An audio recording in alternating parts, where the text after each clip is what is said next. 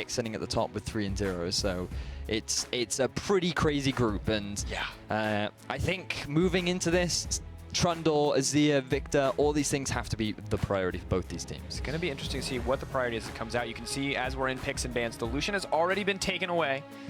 Overall, a power pick in this tournament, and especially not wanting to give that one over to Cedrion. Cedrion's been having a great Lucian play, to be fair to the guy. When you back it up with Hado, who usually runs the Braum and the Janna, it works perfectly well with the Lucian. So they've decided to target Cedrion rather than Hado.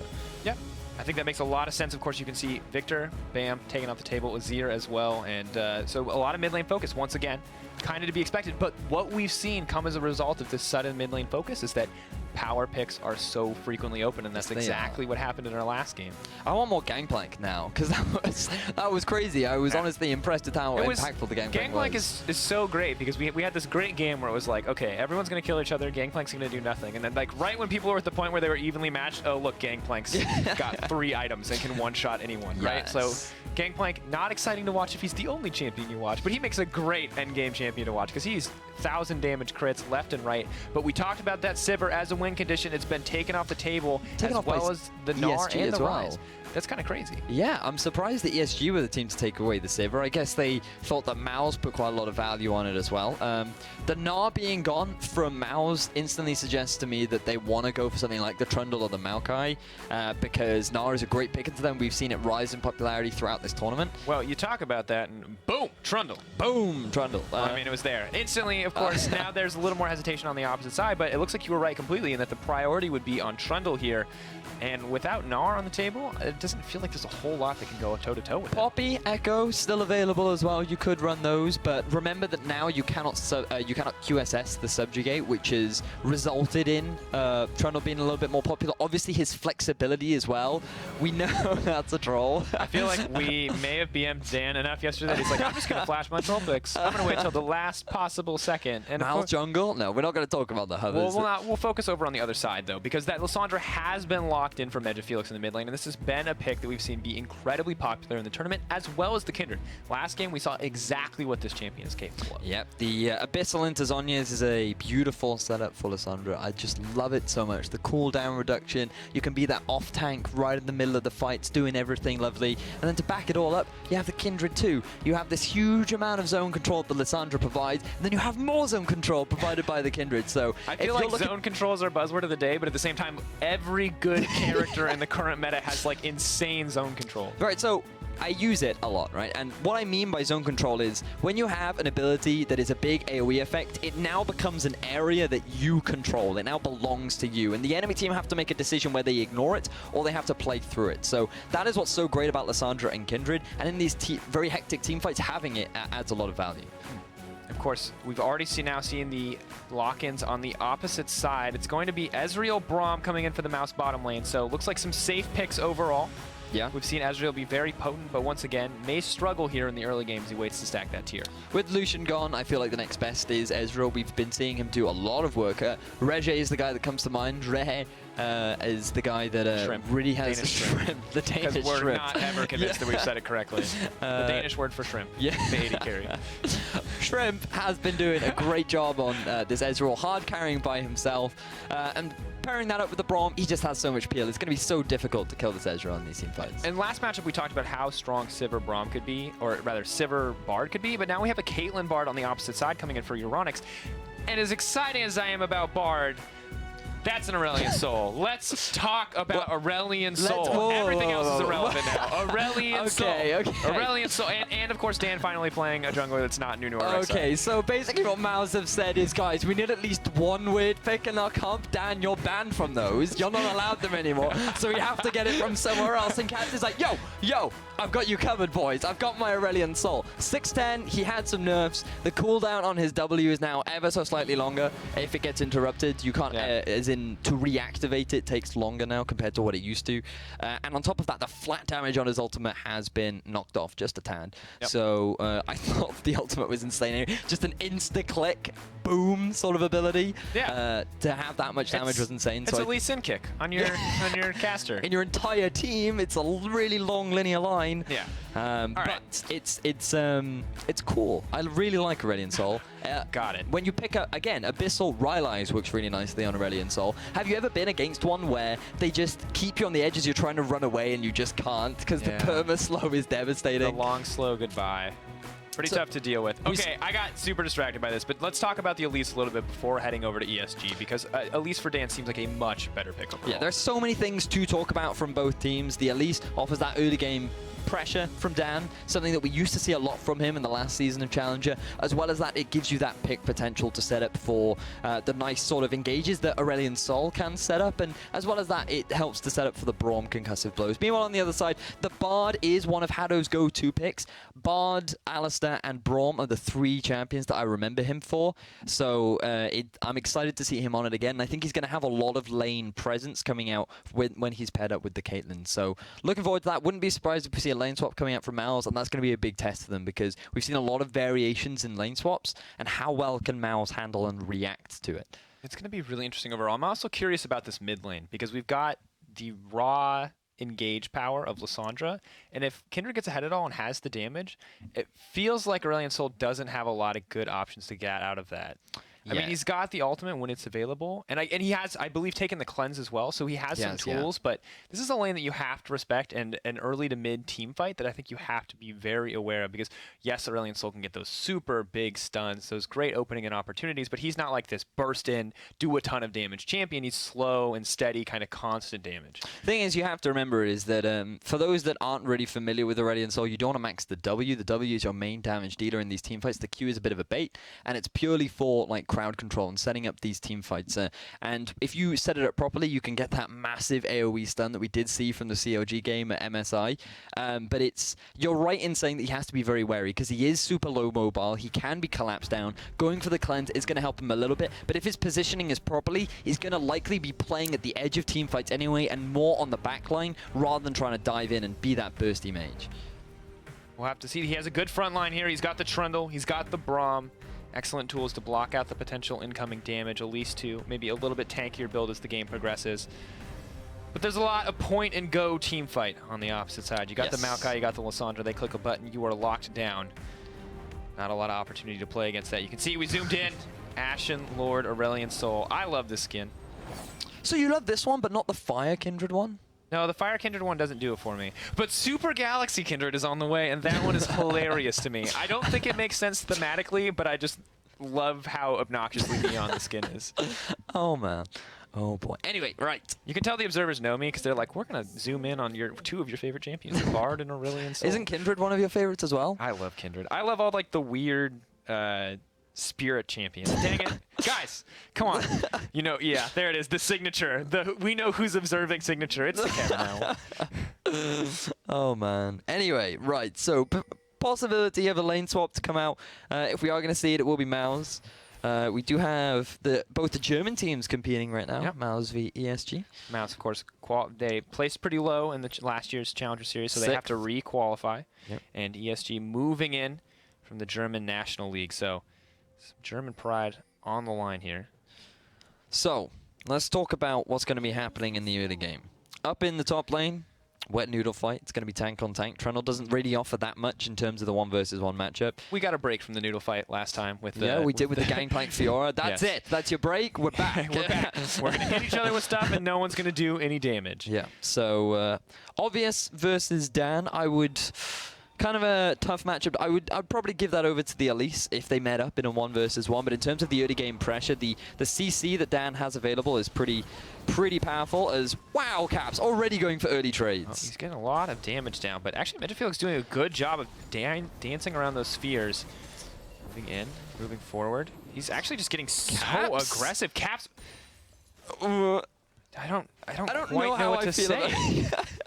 Level 2 for Syndra is real, or for Lissandra is really good here. She can get a lot of damage down, but the bot lane's trading incredibly aggressively as well. These guys are hungry for blood. So, okay, I think Caps is trying to be he was trying to catch MagiFelix off guard, and MagiFelix was just kind of standing there being like, what are you doing? Because you know, like when a child just like slaps you on the leg and is just trying to hurt you, and you're just sitting there looking at him being like, what are you trying to achieve?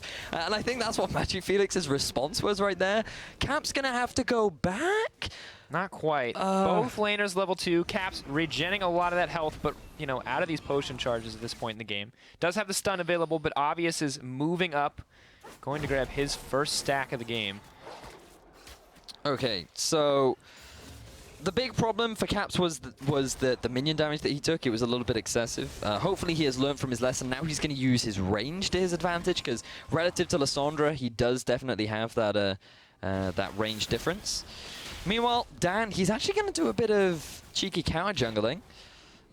Might be able to steal this one away from ESG. Coming over the wall, is going to look to not use the stun, canceling that out. Oh, that was so cool. I've never seen that interaction before. I want to remind people that this is not Crazy Caps, a player of a different name, but that this Caps is, in fact, a little crazy. I mean, I've never seen that interaction before. He's taking a lot of damage right now. MagiFelix decided not to go in it. I mean, this is not Aurelion Sol that I'm used to, okay? So the Aurelion Sol builds that I've seen are Rylai's first, Rod of Ages first, straight into the Rylai's, because you need mana. Using his W is going to burn a lot. And so it's kind of like an Anivia W. You need it. Hang on, have a look at Phones. Moving in. This is the point-and-click CC we talked about. The cleanse comes through. Great turnaround. Phones locked up and first blood for Caps. Beautiful flash over the wall from Dan to help secure that one. Really nice response. Dan was just in the right place at the right time. Caps flashing at just the right time to drag Maokai under the turret. This reminds me of my Season 2 days of Jungle Maokai, where you go to set up the gank in the mid lane. They flash underneath the turret and you get dragged along with them. Really beautiful execution from Mouse to get themselves the first blood and get that first kill that Caps obviously anxiously wanted. Yeah, and Phones TP's right back into top lane, but he's going to have to do some work to recoup this CS. You can see the 10 lead for Trundle. It'll be easy to even out once this wave hits the tower, but giving up so much in that exchange. So the big thing now for Phones not having that teleport is just have a look at that ward that is down in the bottom lane for Wardane. We'll come back to that in a second. Have a look at this play. Phones, he goes to the flash engage, tries to catch Caps off guard, and then the flash cocoon coming out from Dan, followed up by the CC from Caps. Nice first blood coming out from Caps. A little bit over-aggressive from ESG. What is he doing? Oh, 3 members are moving into the top lane. Caps, he doesn't want to be mid. He never wants to be mid. They're moving in. Obvious is on the way in. Maokai trying to make it out. Have Mouse overstepped. Dan goes up into the air. He tries to make it to safety, but it's just a trade back. Bones taking a lot of damage. Caps moves forward. He wants it. He doesn't have enough mana to keep the spheres up. He may have overstayed his welcome. Challenging Smite falls off. Flash forward. Obvious going to grab the kill. Great turnaround from Mate. So this time it was Phones with the outplay. He manages to land the twisting advance to avoid the cocoon coming out from Dan. Wardane not being level 6, doesn't have the subjugate, so Maokai being so naturally tanky and having those double Doran's rings means that he does do a little bit of damage in this early game as well. Mao's just a little bit too over-aggressive. If they'd waited for those level 6 marks, that might have been different, but because MagiFelix also had his teleport, he was able to provide the support that his team needed. So just keep your eyes on Phones here. He's just hit level 5. Obvious sees this play coming, and he just uses the twisting advance to avoid the cocoon from Dan. He's then left up the creek without a paddle. Caps is then super indecisive. He's like, do I go? Do I not go? And because he couldn't make up his mind, he ends up losing his life for it. Yes, he gets the flash out of MagiFelix, but 2 kills going over to ESG. I think they can spare the flash. I think they have to be pretty happy with that one. We can see as well, Kindred already 3 stacks in. Obvious doing so well this game to be where he needs to be. Marked out. 6 minutes? I mean, this man is jungling up a storm. Manages to get a stack off the kill as well in the top lane. And additionally, he's now marked out Caps. He knows Caps is going somewhere. He's not sure yet because, of course, he's literally roaming everywhere, and how do you really know at this point? But I think it's pretty crazy to watch. Ooh, MagiFelix actually locked down. Dan on the way in. Voice of Light comes. Moving forward. Wants to get something. MagiFelix is going to ult himself, but Obvious is coming in as well. He hasn't marked Dan, but he's going to be more than happy to pick this one up. Jumps into the air. Caps looking to make the stun down. Dan, is he going to make it to safety? No! Obvious grabs another kill here. Crushing play coming in from ESG. So that looked really good from Mouse, because landing that crowd control setup coming out from both Caps and Dan meant that they were likely to get the kill on the Magi. What they weren't expecting was Magi to then go in and use all of his abilities to buy time for Obvious to then rejoin the fight, who was level 6 to the level 5 of Dan. He had his Lamb's Respite available, and that resulted in ESG quickly being able to pick up another kill onto Dan, who is really struggling in this early game. What was a fantastic play, the fact that Dan keeps trying to make these plays without his flash available is really hurting him. You can see Caps move forward, get aggressive here, run us through this one. What exactly is the thought process here? So Magi Felix is actually just kind of buying time. He's a little bit indecisive, but he knows that Obvious is there to back him up. So because he knows, he uses his ultimate to buy time, get a bit of damage down and some health back. And because Dan doesn't have his flash, he has no minions to go to, he ends up just losing his life. Notice the Caps throughout the stun to try and keep him alive, but it just wasn't enough, unfortunately. Unfortunate for Mouse. Once again, on the back foot. The start of the game. They started by making a good play, by punishing the aggression on the opposite side, but now Caps hurting a little bit in this mid lane, and Dan really hurting in this jungle. 28-40. Kindred taking so much from him. Just impossible to deal with. Look at this. Look at the items from Kindred. This is an 8-minute Blood Razor. The thing is, I'm looking at this Aurelion Sol, and it just kind of comes back to what you were bringing up earlier on about Aurelion Sol into Lissandra. He's a super low mobile mage that really struggles against hard CC. You can see the orbs when he's in the bush, by the way. I think Caps forgot that. Because Bart definitely just pinged that bush and walked away like, oh, cool. I completely forgot. That's fantastic. You're just being like, yeah, they can see you, Caps. Unfortunate for Caps. Wow. The sneaky dragon, not quite as sneaky as he thought. Yeah. But yeah, I mean, this Aurelion Sol pick, like, it's unique, it's cool, but it doesn't make sense to me against this composition. There's so much lockdown available. It's so easy to just drop on top of him, and I don't know how well it's going to work come these mid-game fights. Yes, he has a decent amount of utility with his ultimate and his Q, but the fact that he's been roaming around the map so much and not been able to get anything off the back of it, I just feel like he's creating a deficit against the opponent that is probably the best opponent for shutting him down. Yeah, not at all how they want to be. And now Obvious, Magi Felix moving in to burn this one down. When you've got a lead, nothing makes it a little bit better for you than adding additional scaling AD and AP. Each of those item buys you make are going to be a little bit more effective. You can see the 1K gold lead for ESG. Looking pretty nice, and a massive lead in the jungle once again. Dan, we wanted to see more from him, and it just hasn't happened yet this game. Yeah, I mean, he had a good start. That reactive play in the mid was really on point. But it's the fact that he kept trying to force things against Obvious without his flash. And because he was trying to make these things, when you commit on an Elise, yes, you have the repel, but as long as, if there's nothing nearby to help you get out, then you just throw away your life. You're super squishy in the early game. He still hasn't even completed his jungle item. And as you already mentioned, the Blood Razor done for Obvious is just devastating. Caps in trouble. Mark going down, getting aggressive here. He's trying to get something back on Obvious, but Lissandra's coming over the wall. Ice Shard coming out, not going to find its target. So, nice catch from Obvious to get a bit of damage down, but notice the Caps can still do a bit of return damage. He's working towards that Rod of Ages, so he is going to be working towards the mid and late game, going for that scaling item. Likely going for the Rylai's, following that to have a bit of extra utility and keep people within his W. But right now things have slowed down between the two teams. Ever so slight gold advantage in favor of ESG. And I think this is good for Mouse. They do need to slow things down because they do have quite a nice scaling composition. The Trundle is going to be able to overcome the Maokai come the late game. The Ezreal is going to outscale the Caitlyn.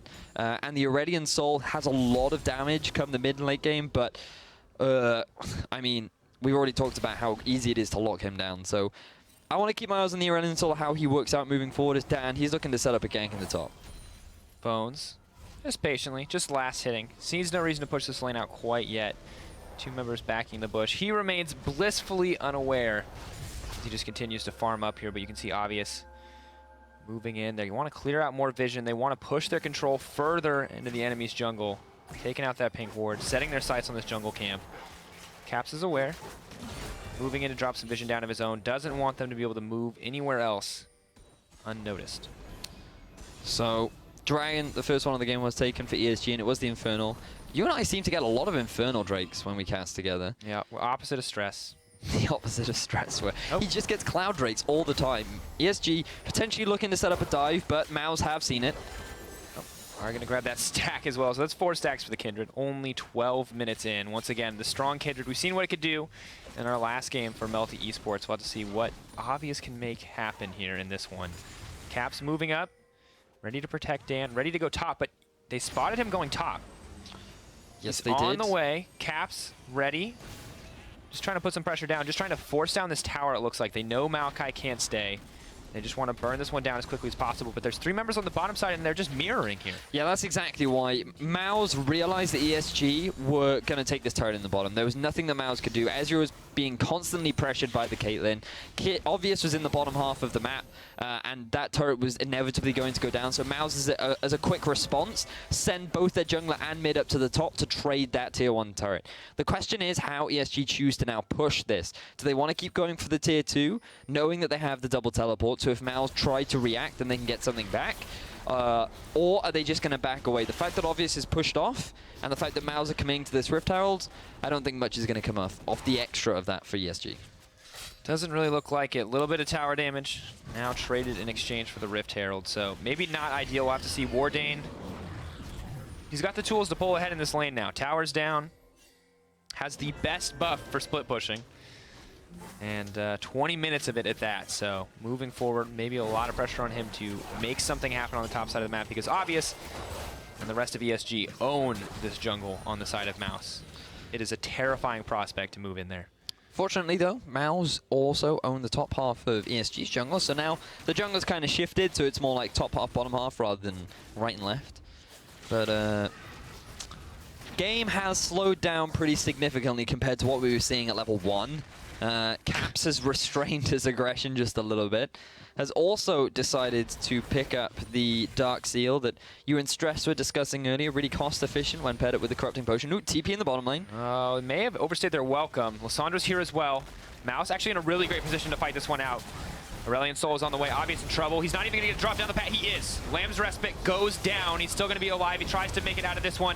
May trying to make it a safety. No. Voice of Light going to take that one away. Range nerf not enough to keep him safe. Haddow is locked up. He can't even make it through the journey. That's 2 quick kills picked up for Mouse as they even out the gold. Nice response from Mouse. They realized that the double teleport play was coming in from ESG, so they positioned in a way where they could just collapse down onto Obvious. They just went for the closest available target, and that results in ESG being delayed in their actual setup for the fight.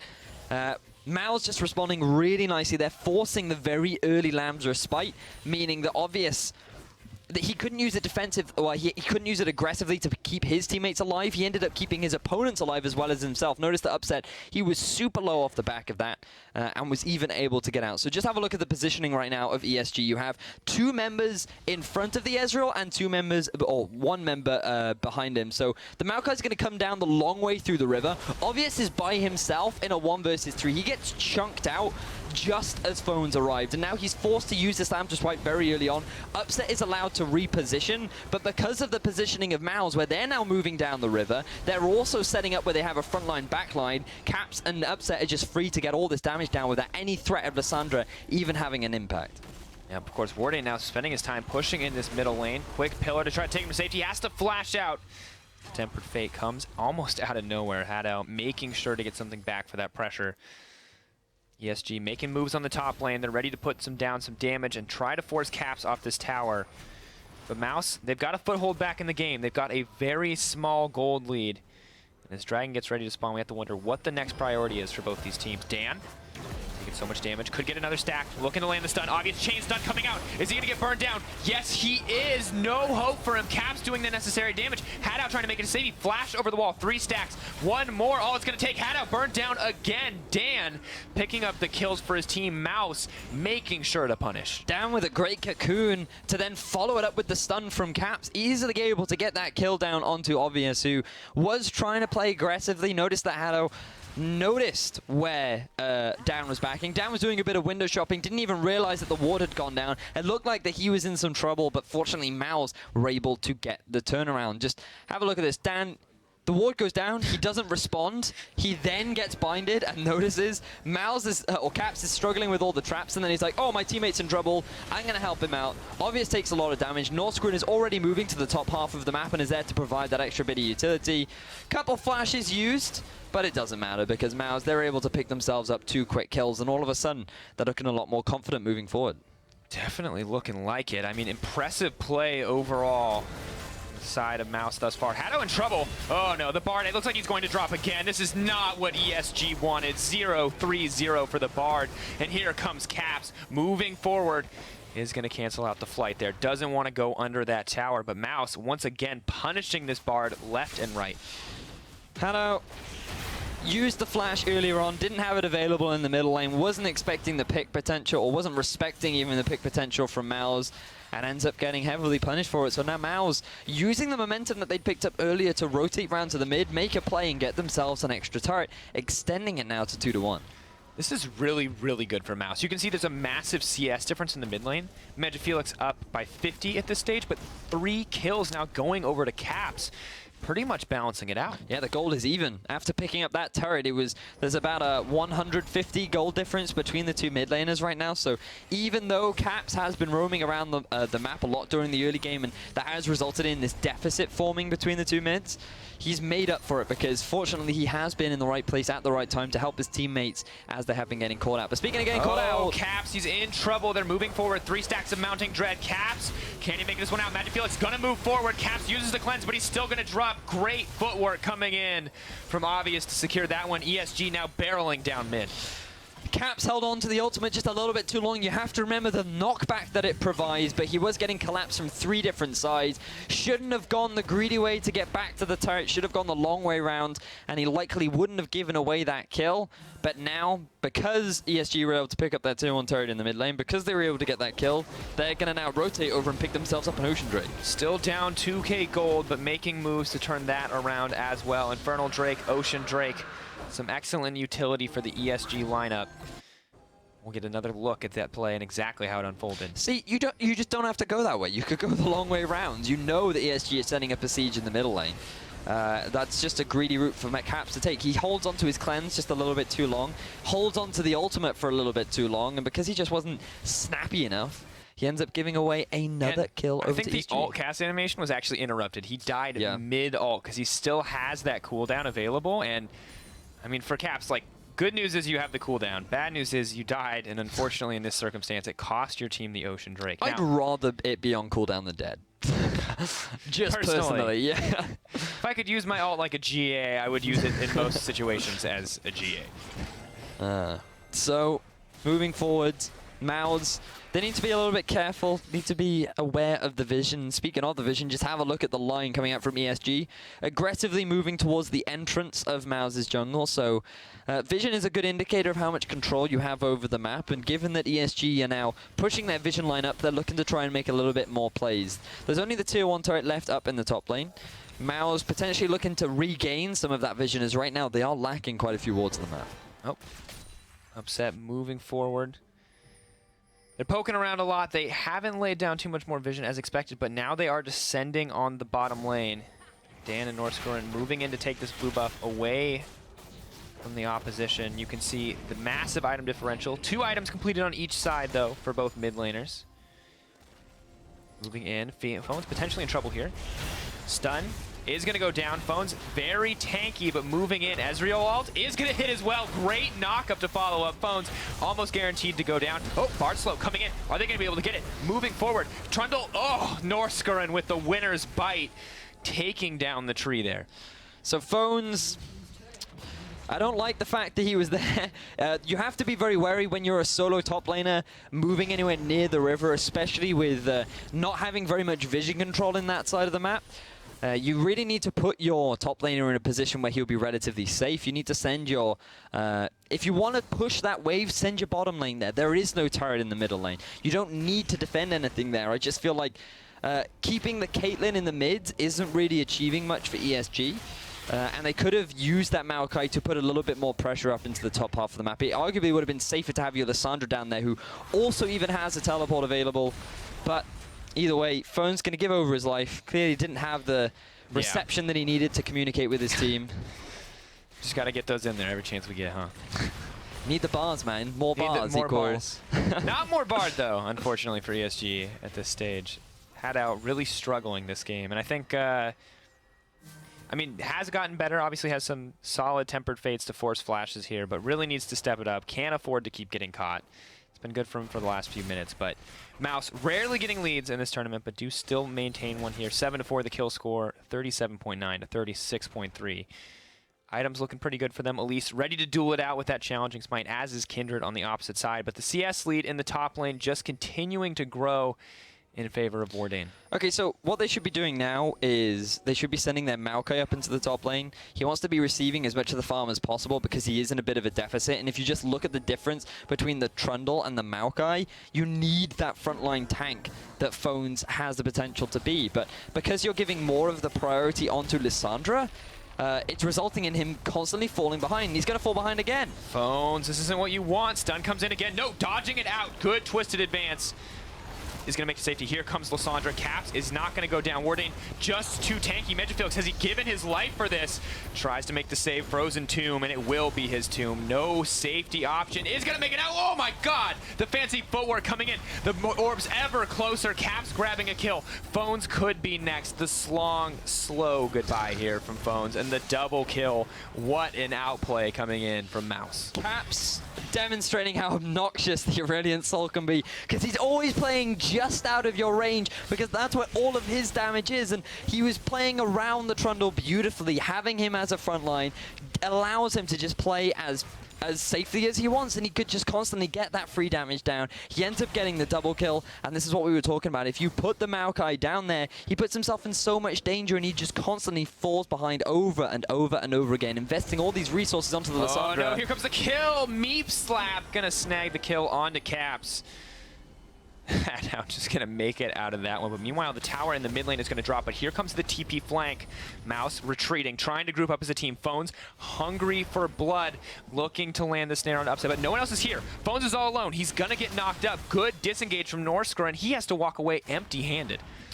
So they're going to force the ultimate out from Norskar, but I don't think he's going to be too upset about that because he's going to get a teleport in trade. And speaking of teleports, you're going to notice that Lissandra does come in onto the minion wave to try and help out Phones. And Phones, while you do have a couple nice plays in there, avoiding out the stun, avoiding out some of the damage, I feel like you should just disengage at this point. That is a level 14 Trundle. That is a 2.5 item Caps, who is just positioning beautifully. Notice how well he plays backwards. around. Oh, dash back to the team, and then it's like, oh, well, hi, Voice of Light. I mean, it was some pretty fancy footwork as well coming out from Magi, but a really nice pillar followed up by the Rylai's, and the damage from Caps sets themselves up for 2 easy kills. And Warden, oh, I mean, look at that. He tanks so much damage. Look at Caps, man. He spams the laugh there. Of course, get you back to your screen in just a second as we get the nice screenshot here of the BM coming in. Caps knows he's doing well. 5-3 and 2. The man absolutely crushing it. And what I would call a unique playstyle. Yeah, definitely. And I think, you know, the over-aggressive level 1 aside, I think he's been doing pretty well to move with the team, and clearly a very comfortable Aurelian Soul player. Landing those stuns consistently. Although the rest of the team, ESG still very much in this. 4K gold lead for Mouse. But they have the tools to turn this one around, I feel like. They definitely do. They still have that fantastic team fight win condition available to them. The Ezreal and the Aurelian Soul still not bad at team fighting, but they rely very heavily on positioning and having that front line to soak up a lot of the damage for you. And I feel like this Trundle... Oh, hang on a second, Dan. And moving forward. Oh, stun over the wall. Great from Caps. Oh, wait. Tempered Fate only going to lock down one. Dan trying to make it a safety stand behind me. Lissandra not going to take that. You got to hold your breath for a second on that one. But man, so close on the side of ESG. Ever so slightly mistimed Q coming out from Magi Felix. If he'd held onto it just a little bit longer, he would have got that kill onto Dan. But nevertheless, Dan gets away with the skin of his teeth as now ESG looks to put a bit of pressure down onto this tier 2 turret in the mid. Burning through at least a little bit. Red buff ticking down on that tower. Nice change, but of course Trundle is pushing on the bottom side. Warden with the power of that Rift Herald, with the power of that Subjugate. Pretty fearless when it comes to fighting with that Maokai. And it's just putting down a ton of pressures. ESG try to rotate down. They're going to settle for the Dragon instead. Trundle marked up a potential target, but this is the third dragon for ESG. So some interesting trivia about the Cloud Drake. It actually has the highest attack speed of all the Drakes, and is actually better at killing targets that are trying to kite away. So fighting against the Cloud Drake, the most useless Drake, is actually the hardest. So yeah, there you go. Bit of interesting trivia about the Cloud Drake, but it's gone now. So if you need the assist from someone, it's like tier rank is like Baron kills people fastest, and then Elder Dragon, and then Cloud Drake. Yeah. Nice. Oh wait, no, maybe Rift Herald would come. Yeah. No. Probably should have thought this tier list out a little bit better. Anyway. No. All right. Moving forward, we're kind of still waiting for an engage from one of these sides, but really, I don't think there's any reason for Mouse to group up at this point. Trundle, unstoppable.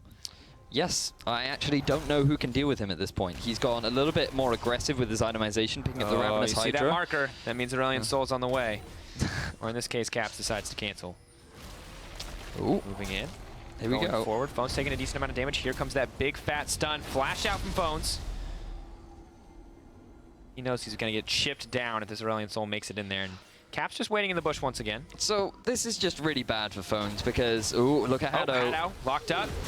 Here comes the ultimate. It is going to land on Northscorn once again. Traps go down. Lissandra looking to come over the wall. Northscorn going to get blown up in an instant, but Dan could be next. Ezreal throwing down the ultimate. Obvious chasing out here is going to use the Lamb's Respite. Caitlyn ult, cleanse, movement speed. You can't outrun that bullet, baby. And they're going to take it down. The triple kill for Caitlyn. So what looked like Mouse finding themselves a pick, ESG are able to turn it around thanks to Hado using a beautiful ultimate onto Northscrim. They get themselves the first pick.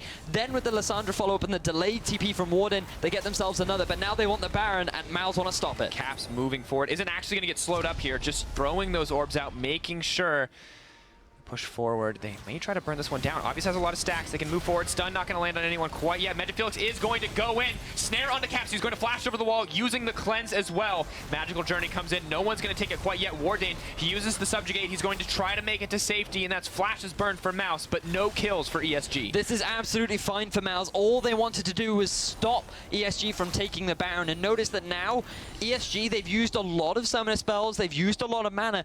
Felix in particular has very little mana for any continued fights. So Mouse, if they're feeling aggressive, they could look to set up a return Baron. Moving in. Mouse maybe looking to take this one.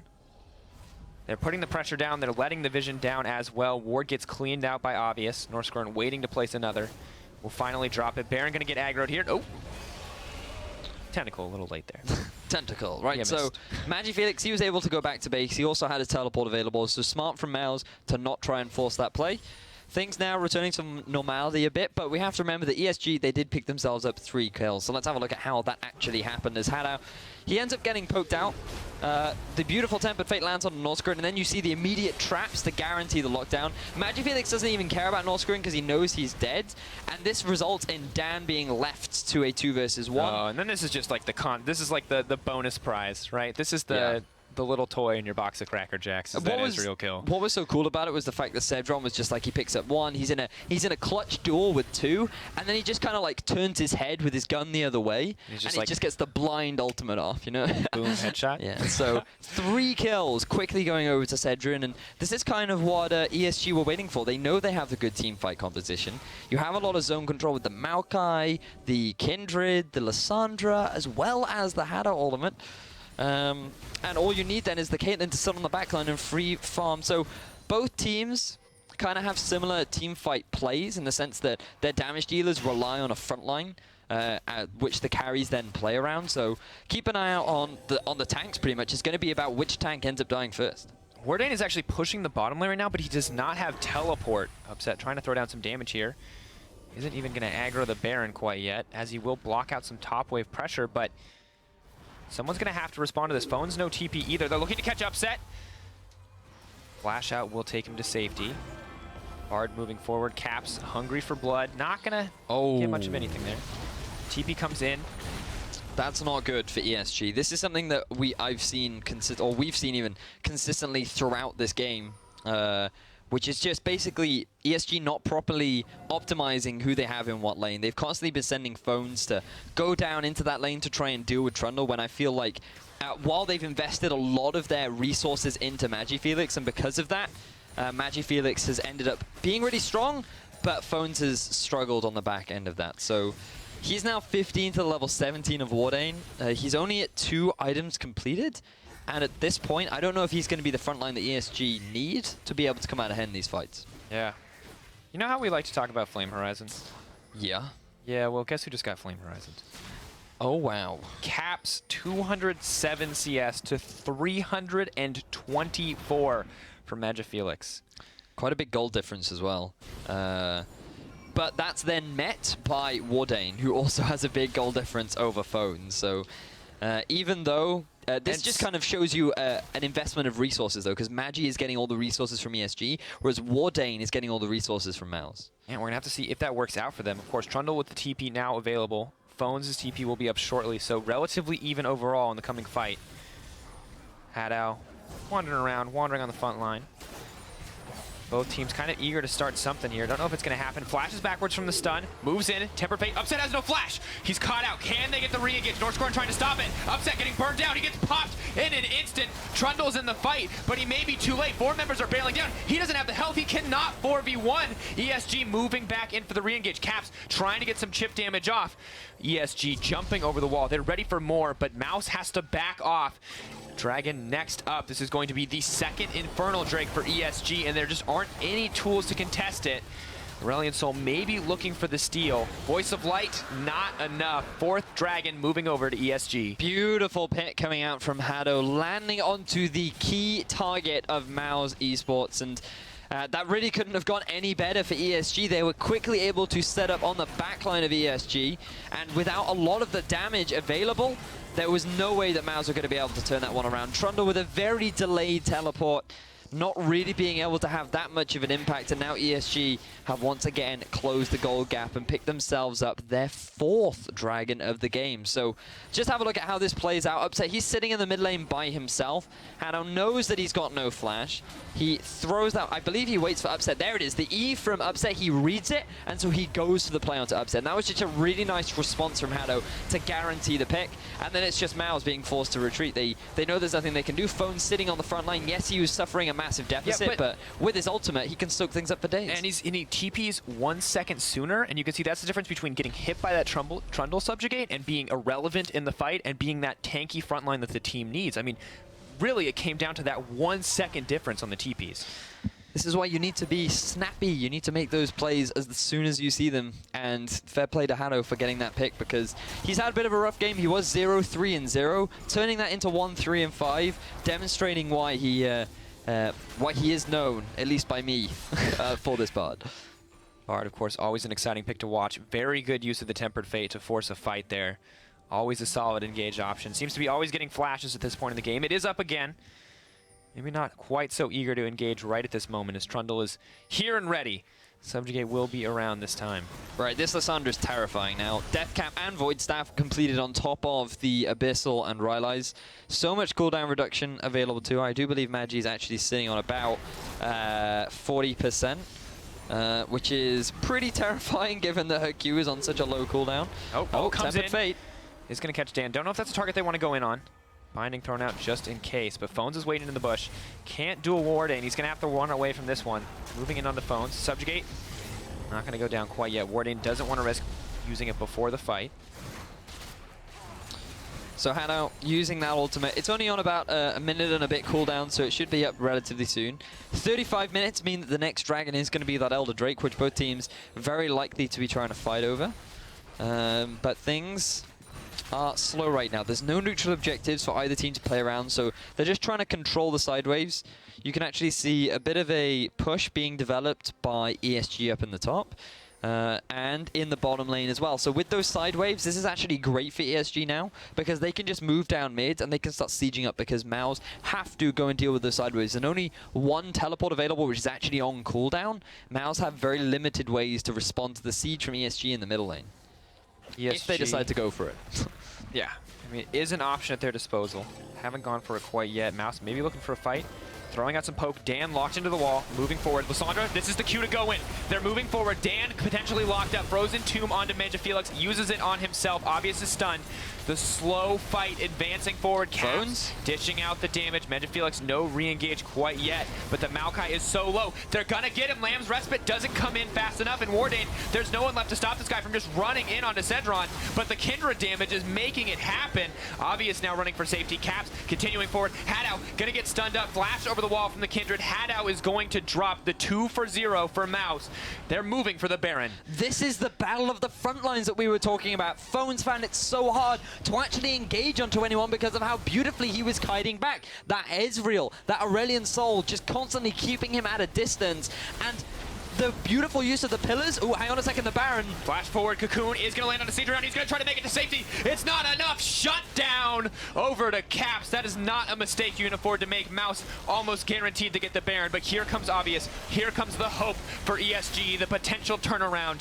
Can he steal this? Norscorin solo. Jump in from Lysandra. Grabbing the Juggler. They can steal it if it keeps going. Wardane getting burned down. Obvious jumps into the pit. He grabs the dragon. He can get the dragon. Can he get it? They're going to grab it. Upset in trouble. Maokai over the wall. The damage comes in. Upset wants the duel. No way! Triple kill for Kindred. Shut down for Lysandra. The ace for ESG and disaster for Mouse Esports. ESG in a 2 versus 5. Stop the Baron from Mouse. They get the ace, and oh my word, they might even be able to get a turret off the back of that as well. You can see pings to the Baron coming down. Those are pretty long death timers. Let's have a replay of the Baron fight. 5 members, yes, they're all pretty low health. Felix's ultimate, it does come back up, but how we're going actually a little bit earlier than that. Cedrion, he tries to get a bit of poke down. He gets collapsed upon, a lot of resources invested, and because of that, Dan, he gets pretty low. Norscreen gets pretty low. Felix, his ultimate has just come back up off the start of the fight, and then he goes in, lands the W, lands the Q, lands the ult, gets enough AoE damage down for Obvious to just be cleaning up on the backline. Notice how he plays around Upset, doesn't allow him to get close until the very end, but by that time Phones has jumped in. They have the damage to get the return kill. 2 versus 5. Ace stops the Baron. Unbelievable. Absolutely, and of course during that replay, Maokai did manage to burn down the mid lane inner tower, so you can see gold finally once again in favor of ESG. Elder Dragon spawning in just a few seconds. I mean, even. We're waiting for the next fight. This is everything. Oh, Wardane, is he caught out? Can they actually burn through this trundle in time? He's trying to make his way in. Oh my god, that damage! Wardane in trouble. That's the quick pickup. Elder Dragon, the next thing on the menu, but Caps is coming in. The Maokai is stunned up. Cedron can't walk into that AoE. Upset throwing out poke damage from the backside. Obvious doing as much damage as he can. Current health damage ripping through. Caps ready for a fight. Voice of Light available. Stun going in. Is going to hit Hadao. Felix going to dodge it out. Frozen Tomb on himself. Phone goes in. Ult comes back from Norscanner. An Upset in the back line. Doing the damage though. Lamb's Respite saving the members of ESG as they push forward. Felix, great Zhonya's to dodge that one out. Does get the shutdown, but the kills are traded back and forth. Dan goes up in the air, but what goes up must come down as the double kill drops for Obvious, and now ESG are free to re-engage on the Elder Dragon. This has been one of the biggest turnarounds I have ever seen. So Mouse looked so close in that fight, but unfortunately it was a 4 versus 5. Oh, it's Upset actually going to make the upset? Trying to make it. Don't know if it's going to happen quite yet. Obvious has maybe? Oh, no, okay, I got too excited there, too excited. We've seen too many plays today, and we need to calm down. Cedrion's positioning in that fight was absolutely phenomenal. Just have a look at how this one plays out. Wardane, he ends up getting caught out. Ooh. No reason to be there. He walks straight through a ward. Tempered Fate has been landing pick after pick over and over again, and he did not respect it. He goes down. So now the front line from Mouse is gone. And remember, they need to play around this front line if they want to get any real damage down. Upsetting Caps, just skirting around the edge, getting a bit of poke down onto Phones, but he's not going to care. He is the Maokai. And then you're starting to see these traps act as areas of control that now Mouse have to play around. Magi just goes in, acts as a front line. Keep your eyes on Cedrion. Just look at him. Free damaging all the time. He is just getting such big hits, massive crits all the time, with Magi and Phone just acting as the zone control areas. ESG Cedrion able to get the ultimate on the back line, and then it's just clean up for the rest of ESG. The fact that that fight was just so spread out, and the fact that Mouse put up such a good fight in a 4 versus 5 was impressive, but I mean, it's crazy. It's crazy. The coordination from ESG in these fights has been amazing, but Wardane actually trying to sneak the Baron right now. No one has sight of this. Bard is on the way. Mouse determined to pull ahead in this game. They may be behind. Maybe 5 dragons stacked against them. Whew, right, so now that I've caught my breath, have a look at the side waves coming out from Mouse. All of them are pushing towards ESG, but because they have the teleport available from MagiFelix, they're putting him down the bottom lane, they're putting Phones in the mid, and he's now finally able to get a few more resources. Actually decided to go for the Frozen Gauntlet rather than just working towards full-on tank. Meanwhile, it does look like that ESG posturing a little bit around the Baron. They are going to start this one off. Could this be the game-deciding play? Moving forward. Oh my god, that damage. That's gone. It's gone. It's over. Oh, Bardoll comes in. Moving forward, trying to get something more out of this. Bardoll not actually going to make too much of an impact, but Caps and MagiFelix are dueling to the side. Dan is going to drop to Cedrion. Oh my god, the Aurelion Soul is destroyed. Ult from Caitlyn comes over, upset, in trouble. Bard on the way in, the meep slap, the move forward. Mouse running for their lives here as ESG descend upon them. Baron buff, the Elder Dragon, and a one-team fight at ESG's disposal. Mouse completely underestimating the speed at which ESG are able to take that Baron down. They've got that. They've got the extra damage. Yes, the Elder Dragon is about to wear off, but they don't care because they've got all the tools that they need to close out this game. They're able to get the pick down onto Dan. Now they're in a 5v4, and they're going for the game-ending fight. Oh my god, they're moving forward. Phones is the front line that they need. Warden doing his best to take those stats down, but Obvious is just too mobile. The 10-3 and 10 Kindred pushing forward while the Caitlyn backs it up with damage. And you can see just how powerful ESG are now. They were so far behind, but with 10k gold lead backing them up, with the Baron as well, they're poised to end the game. Dan goes in, Dan goes down. Wardane next on the list as ESG look to move up to 2-1. Caps trying to make the hero play, but Lamb's Respite going to buy the time necessary to end the game, and Caps, nothing left for him as Mouse drop their 3rd game of the tournament. What a crushing victory in favor of ESG. Wow. 2 crazy games. That was insane. It was. It was really fun to cast. I really enjoyed that game. It was, to be fair, it was quite close. There were a lot of back and forth team fights. The early game heavily in favor of... Okay, so it started off great for Mouse. They get that pick. They get the first blood onto the Aurelion Soul. Caps plays a little bit over-aggressive, I feel. But they're doing well. Then, after they get that, Dan tries to make too many plays without his flash. And you're starting to see, well, Dan, maybe you're being too aggressive. You need to bring the range back in, and we need to slow things down. And when they do slow things down, things start going well for them because Wardane, he's getting all these resources. He's being really efficient with pushing that Maokai back, and they get a bunch of picks onto the Maokai. They work their way back in, and things are going beautifully now for Mouse. But then it's the TPs, just as you had mentioned during the game. They were just a little bit too slow from Wardane. But remember all the resources that have been put onto him. He couldn't be that solid front line that Mouse so heavily relied on. You know, and the thing is yes, that one TP play was so huge, but what the heck was that Baron play?